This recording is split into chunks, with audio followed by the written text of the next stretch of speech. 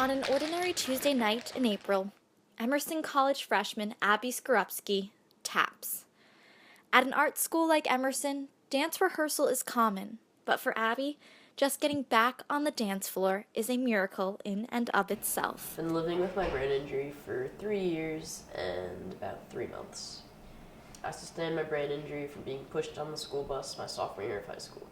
Abby is light sensitive, so on many days just the headlights on cars driving by can be crippling for her.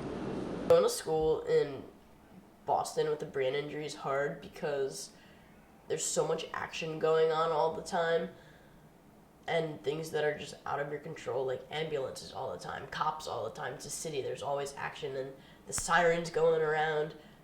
I have to look away, but how do I look away if I'm trying to cross the street? I can't, so I just get a really bad headache. Her sensitivity to light was not the only thing that changed after the incident. I've kind of become a different person after the injury. Two of my best friends, I remember my birthday present to them, they got me tickets to see So You Think You Can Dance on tour, which is my favorite show of all time since 4th grade.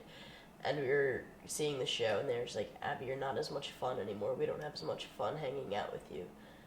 And I was like, wow, this is my first time hanging out with you, and you guys are telling me I'm not as much fun because of my brain injury. Like, I've been locked up in my house for 9 months, and I'm not as much fun anymore. But there was one thing that didn't change post-brain injury: her love of dance. So, pre-brain injury, I was a dancer. I did tap, jazz, ballet, hip-hop, everything.